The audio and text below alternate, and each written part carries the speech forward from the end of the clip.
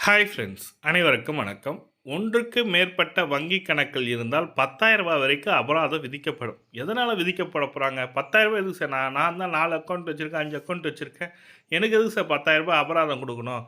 நான் என்ன சார் பண்ணேன்னு சொல்லிட்டு கேட்பீங்க. ஆனா பேங்க் வந்து ரிசர்வ் பேங்க் ஆஃப் இந்தியா வந்து இந்த அறிக்கைய குடுத்துருக்காங்க. என்ன காரணம் பார்த்தீங்கன்னாக்கா, ரிசர்வ் பேங்க் ஆஃப் இந்தியா வந்து பார்த்தீங்கன்னாக்கா, இதற்கு ஒரு சுற்றறிக்கை குடுத்துருக்காங்க. அந்த சுற்றறிக்கை என்னன்றத தான் பார்க்க போறீங்க. வீடியோ ஸ்கிப் பண்ணாம பாருங்க. வீடியோ பிடிச்சிருந்தா லைக் பண்ணுங்க, கூடயே சப்ஸ்கிரைப் பண்ணுங்க. வாங்க வீடியோக்குள்ள போகலாம். ஒரு தனிநபர் ஒன்றுக்கு மேற்பட்ட வங்கி கணக்குகள் வைத்திருக்கலாம். ஆனால் பயன்பாட்டிலே இல்லாத வங்கி கணக்குகள், அதாவது நான் ஒரு 4 அக்கவுண்ட் வச்சிருக்கேன் சார். அந்த 4 அக்கவுண்ட்ல 3 அக்கவுண்ட் தான் சார் நான் கரெக்ட்டா யூஸ் பண்ணின்னு இருக்கேன். 2 அக்கவுண்ட் வந்து நான் எந்த ஒரு பரிவர்த்தனையுமே பண்ணல சார்.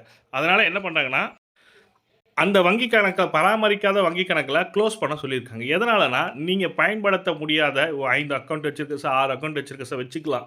ஆனா வங்கி கணக்க பராமரிப்பு செய்யணும்னு சொல்லியிருக்காங்க.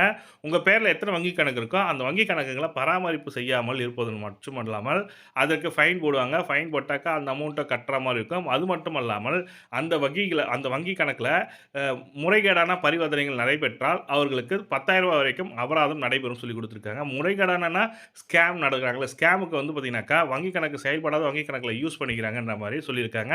அதனால நீங்க முறைகேடாக நடைபெறுவதற்கு முன்னதாக, உங்க வங்கி கணக்க செயல்படுத்தாத வங்கி கணக்குகள ரிசர்வ் பேங்க் வந்து இந்தியா வந்து என்ன சொல்லியிருக்குன்னா, குளோஸ் பண்ணிடுங்க. அந்த அக்கவுண்ட்ட குளோஸ் பண்ணிடுங்க. அப்பதான் உங்களுக்கு எந்த ஒரு ஃபேக் டிரான்சாக்ஷன் நடக்காது. அதனால ரூ. 10,000 அபராதத்தில தவிர்க்கலாம்.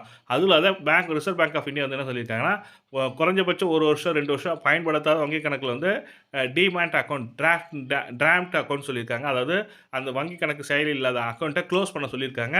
அதுக்கு சுற்றறிக்கை லெட்டர் உங்க வீட்டுக்கு வந்திருக்கும். இது மாரி நீங்க பயன்படுத்தல. இந்த வங்கி கணக்க நாங்க குளோஸ் பண்ண போறோம். கூடிய விரைவில வந்து வங்கிய பார்த்து இந்த அக்கவுண்ட்ட ஆக்டிவேட் பண்ணுங்க சொல்லி மெசேஜ் வந்திருக்கும். அப்படி மெசேஜ் வந்ததுனா டைரக்ட்டா பேங்க்குக்கு போயிட்டு அந்த அக்கவுண்ட் வேணான்னா குளோஸ் பண்ணிடுங்க. அப்படி இல்லன்னா அ Aadhaar card, PAN card update பண்ணதுக்கு எழுதி குடுத்துட்டு வந்தீங்கன்னாக்கா உங்க அக்கவுண்ட் ஆக்டிவேட் ஆயிடும். இதுதான் ரிசர்வ் பேங்க் ஆஃப் இந்தியா குடுத்திருக்க ஒரு சூப்பரான சுற்றறிக்கை. ரூ.